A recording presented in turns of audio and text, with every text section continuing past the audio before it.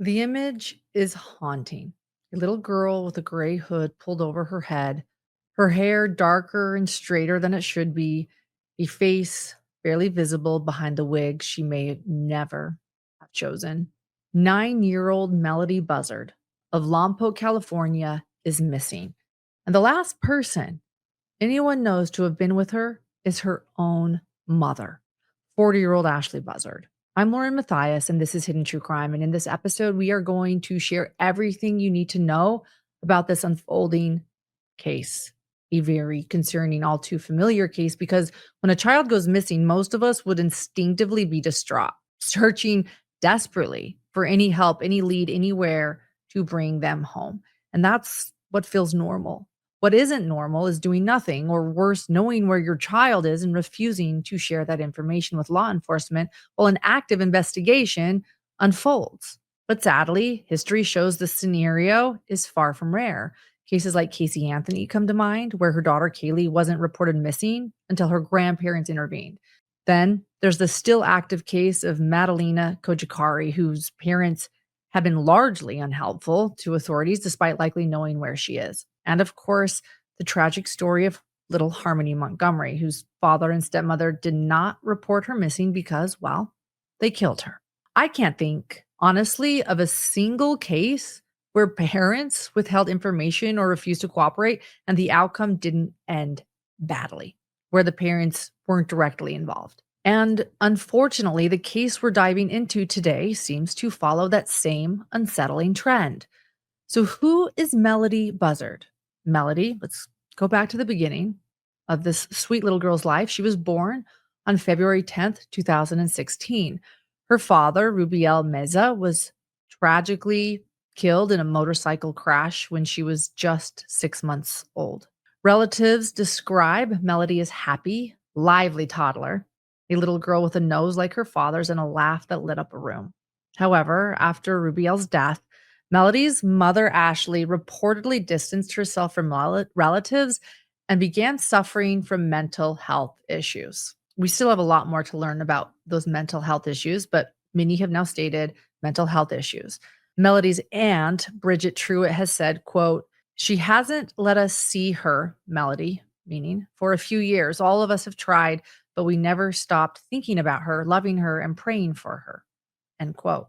For at least a year, Melodee was said to be homeschooled, though there doesn't appear to be any official paperwork documenting it. In California, even homeschooled students are required to maintain attendance records with their local district. So in August of 2025, she was enrolled in an independent study program at Mission Valley Independent School, which is a part of the Lompoc Unified School District. Well, this program requires both students and parents to pick up assignments directly from the school. So the district explains that if a student doesn't begin attending, they follow mandatory truancy procedures, which means phone calls, letters, emails, and even after all of that, a home visit. So if a family cannot be reached after all of that, the school requests a welfare check from law enforcement. And in Melody's case, even though she was enrolled, she never met the attendance requirements, and no one picked up work for her to do at home for over 2 months. So by October 2025, Melody's absence was severe enough for a school administrator to request a welfare check. On October 14th, authorities received the call. Deputies, so they visited the Buzzard home on Mars Avenue in Lompoc, which is a city in Santa Barbara County. Ashley was there. Melodee was not there. Sheriff Bill Brown with the Santa Barbara County Sheriff's Office later said that Ashley offered, quote, "no verifiable explanation for her daughter's whereabouts," end quote. So on October 15th, investigators executed a warrant at the home but did not find Melodee. Ashley continued being, quote, uncooperative, which is a major red flag in cases of missing children. Probably one of the largest red flags. And Ashley's half sister, Corinna, reportedly reached out, admitting that she didn't know where to look for Melodee either. Ashley allegedly responded sharply, saying, quote, "there's a reason for that," end quote. That is honestly the most frightening quote to hear a mother say of a missing child. There's a reason for that. Well, what is it? Investigators have narrowed the critical timeline to just a few days between October 7th and October 10th, 2025. The last verified sighting, so that's October 7th, at a local car rental agency.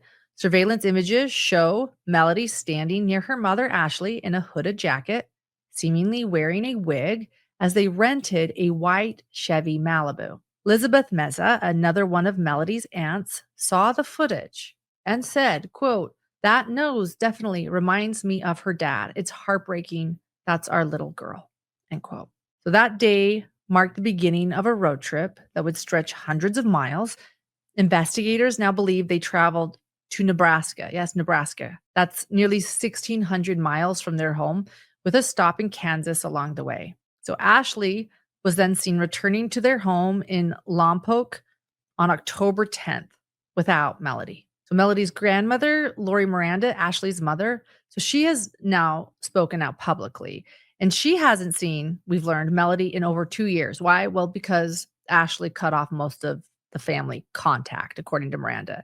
Miranda described Ashley's mental health as having taken on a, quote, drastic dive after Melodee's father died. So again, that was when Melodee was 6 months old. So if her mental health took a drastic dive when Melodee's father died, we are talking nearly 9 years ago.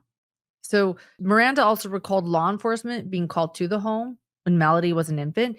The house was in extreme disarray. I mean, we're talking raw eggs in pans, rotten food in the fridge, and Melodee had to be taken into protective services then. Family members, they also claim that Melodee's uncle, Marvin Meza, became her legal guardian for a short period back in 2020. But she was then placed with a friend of Ashley's before returning to her mother. So Miranda believes that Ashley should be, quote, ready for this, be at the hospital receiving treatment, end quote. She has issued a public plea asking for Ashley to come forward and tell investigators where Melodee is, emphasizing that the family only wants her safe. Of course, I can only imagine. Miranda says Ashley's mental state had drastically declined since 2016, raising red flags around the time Melodee was 6 months old. Miranda said she was planning to drop by her daughter's house when Melodee was only an infant. That's when she got a call from authorities. About 15 minutes later, a sheriff calls me. He says, "I'm at your daughter's house in Orchid, and I was just getting ready to take your granddaughter Melodee with me to CPS because we're getting ready to take your daughter to the hospital." When Miranda arrived, she says the house was a mess. Couldn't believe it was my daughter. I mean, the house was in disarray. There were raw eggs in pans. There was rotten food in the fridge that I think she was trying to give my granddaughter. Still, she claims Ashley struggles mentally. Everybody's dragging her around when she should be at the hospital. And you should be talking to her there instead of everybody rattling her cage and then trying to act like they're trying to help. Other family members talk about a constant, sort of heavy sense of despair. Her aunt wakes again and again in the night, staring at the clock, caught between hope and fear. Elizabeth Meza remembers Melodee as a lively 4-year-old, and yet she can still see traces of that little girl in the surveillance photos. The grief is only made worse by frustration over Ashley's silence. And then, of course, the legal roadblocks that keep them from taking more direct action. Law enforcement is reconstructing the entire trip. They're using credit card receipts, toll cameras, and license plate readers. They're mapping each mile, every mile for clues. FBI agent Brad Garrett said, typically when people roam like this, there's a connection, some purpose. Those locations along the way or the people she knows could really be helpful, end quote. The authorities and the public are considering multiple scenarios of what could be going on here. Court records, they reveal that Ashley is reportedly entangled. This is interesting, in multiple civil cases with creditors. Like, she's facing allegations of unpaid debts, a lot of unpaid debt. Financial trouble, let's be honest, on its own, it can create immense stress. So combine that with the missing child. It raises even more alarming possibilities, right? One of the fears investigators and family members and myself cannot ignore in situations like this is the potential for trafficking. So when a child vanishes and there are signs of instability in the household, law enforcement has to consider every angle, including the worst case scenarios. One family member even said, listen to this, quote, There are allegations or assumptions that she could have been possibly sold to a man. I do fear that she could possibly be with a stranger. It worries me because who is that person? Does Melodee know this person? Is she scared?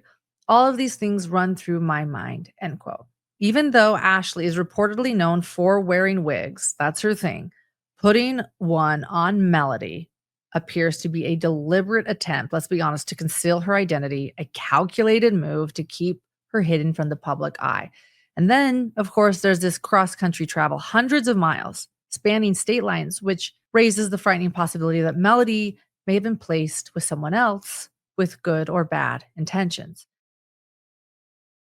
Have you ever Googled yourself and seen websites claiming to sell your personal information, your name, your address, phone number, even where you have lived or how much you make?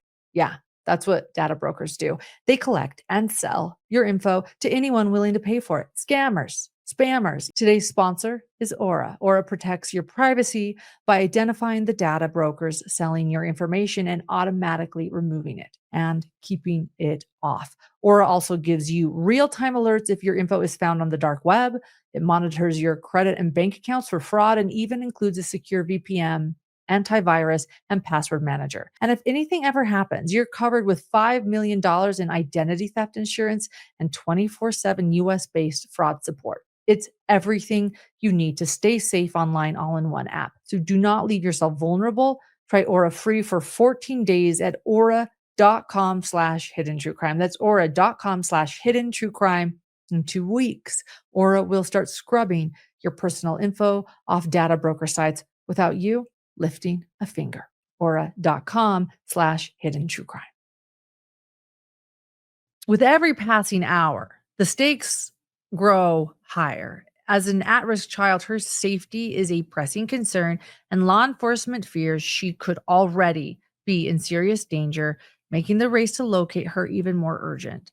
Investigators are combing through Ashley's digital footprint, phone records, social media, and known associates trying to determine whether anyone inadvertently sheltered Melodee.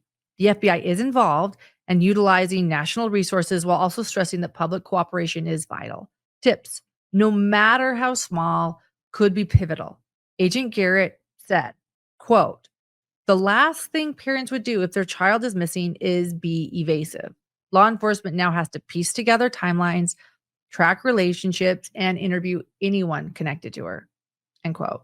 Several critical questions remain in Melodee's case, and each one adds a sense of urgency and confusion surrounding her disappearance. So, why was her appearance altered with a wig and hood that seemed designed to obscure her identity? Why did her mother take her on a cross-country trip in a rental car?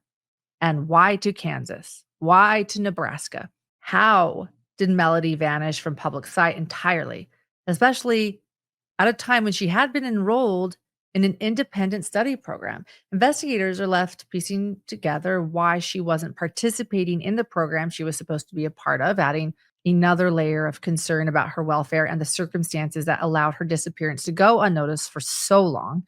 But the most important question of all, in my opinion, and I think you would all agree, is she okay?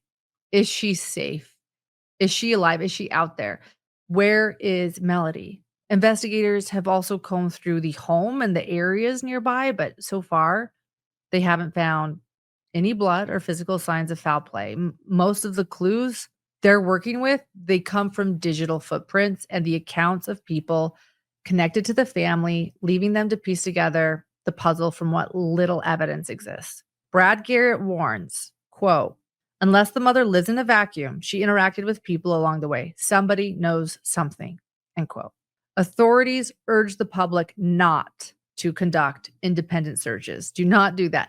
Anyone who saw Melodee or has contact with Ashley since October 7th, they are asked to call the Santa Barbara County Sheriff's Office, 805-681-4150. That's 805-681-4150. Or you can submit an anonymous tip. That number is 805-681-4171. I know in this day and age, anonymous often is better. There it is, 805-681-4170. 4171. So let's just again quickly go over this condensed timeline of events that law enforcement put together just to recap on what we know so far while we look for little Melodee. Well, police look for little Melodee and we keep her in the public eye. The photo currently being circulated of Melodee was taken in 2023, so her appearance may have changed slightly since then. She's older now. In August 2025, there was a verified sighting of her through the Lompoc Unified School District. And then fast forward to October 7th, Melodee was last seen with her mother, Ashley, renting a car with the California license plate 9MNG101. That's a California license plate. And that began their road trip, which authorities believe may have taken them, again, all the way to Nebraska. Ashley then returned to California, traveling through Kansas, and was seen on October 10th, arriving home without Melodee. On October 14th, a welfare check was requested by the school district, prompting the official missing person investigation. Deputies contacted Ashley at the home, but she either could not or would not provide a reasonable explanation for Melodee's whereabouts. And then the following day, October 15th, detectives served a search warrant at the residence, and Ashley, well, she remained uncooperative. So then by October 18th, the FBI had joined the investigation. By October 24th, and as of now, Melodee is still considered an at-risk missing child, with her mother continuing to refuse cooperation with authorities. Tragically, this is yet another story of a child slipping through the cracks of the very systems that are supposed to protect her. Her father's gone. Her extended family has been shut out. They've been isolated. The school system noticed too late. And now the hope of seeing her again relies on strangers, law enforcement, and the fragile connections that remain. Melodee Buzzard should be getting ready to go trick-or-treating, playing outside, laughing with friends. She should be returning home from school.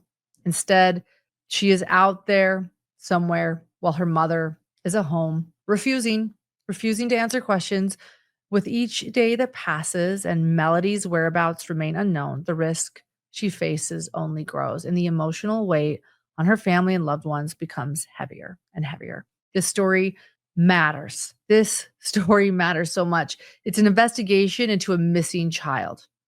Additionally, it's also a reminder of how fragile childhood can be and the dangers of children living in isolation. On October 20th, Ashley was handed a notice informing her that she had 72 hours to produce her daughter or provide information about her whereabouts or face arrest. That obviously hasn't happened. So why hasn't there been an arrest? Ashley's sister, Corinna, said, quote, "I do hope that they arrest her soon because she has not opened up to anybody about the whereabouts of Melodee or if she's okay. So I hope that they bring her in for questioning. And I hope due to her mental health that they have a professional who can help her and can get us the answers that we need." End quote. The question I keep getting is why hasn't the mom been arrested or taken into custody if she is not cooperating? How would you answer that question? Well, thank you for having me, Marty. You're absolutely right. They did give her 72 hours to produce Melodee or face arrest. And so my guess is there could be a few reasons. I think the first maybe is they want to see if she leads them to Melodee. I think, she is making some moves. I know she was trying to kind of feverishly rent a rental vehicle. And so part of me wonders if that's what they're doing. She is essentially worth more to them free because she could lead them to Melodee rather than incarcerated because she obviously, as you mentioned before, has been so combative and not willing to help. So we're starting to get more evidence, more of a clear picture of the timeline when she was last seen. How is this helping investigators right now, especially this latest possible image of her? I think that timeline is extremely crucial because, as you mentioned before, they had thought she hadn't been seen for a year. And so that is going to take an inordinate amount of time to essentially trace her last steps from a year. But thank goodness that the school actually stepped in and was able to give them a much tighter time frame. And from there, they were able to obtain those pictures. So that's incredibly useful. It will be very useful to local police as well as to the FBI in hopefully finding her in a much quicker manner than they would have with that 1 year time frame. It's so delicate dealing with the mom in this case. If she knows where Melodee is right now, how do police handle her?